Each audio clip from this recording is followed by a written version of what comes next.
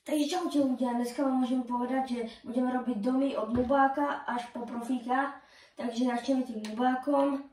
Zoberte si nejaké jedlo, nezabudnite dať odber a like. A ideme na to. Takže ľudia, nubácky domček bude zo samotnej hliny. Takže môžeme ísť stavať. Takže ľudia, už nejak takto by mal vyzerať ten nubácky domček. Ešte nie je dokončený, tak ale potom pôjdeme na profický, hackerský a ten najlepší je good.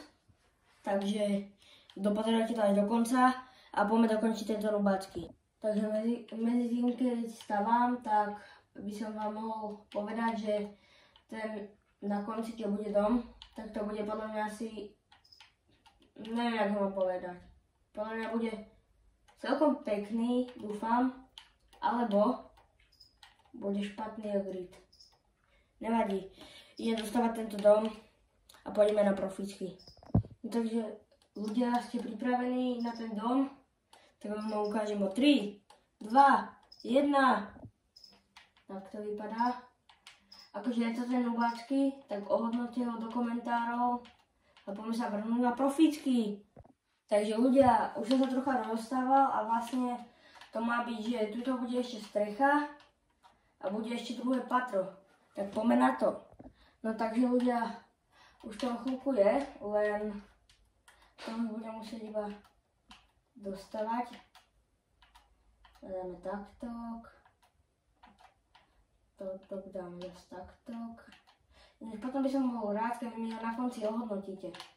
Tak, teda potom ho ohodnote a uvidíte, jak to bude vypadať. Takže ľudia, už to o chvíľku mám a nezabudnite dať ešte raz like a odber, veľmi mi to pomôže a bol by som rád, keby sem dáte komentár a ohodnotíte každý jeden dom. Takže už tento o chvíľku bude dokončený, na interiér kašlem a teda ohodnote tento dom. No takže tento dom vyzerá nejak takto. Akože vyzerá jak taká bytovka. Ale dvere to som videl na TikToku, takže to nič. Ale ohodnote ho, prosím. Ak bude dobrý, tak neviem, dajte like a odber. Tak či tak dajte like a odber. A teda poďme sa vrhnúť na posledného, čo je hacker. Takže ľudia, toto je za mňa asi najlepší dom. Ohodnoťte ho.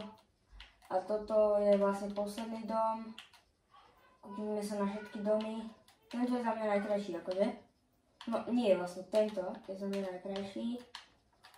Toto je najhorší. A tento je stredný. Nezabudnite dať like a odber. A čus.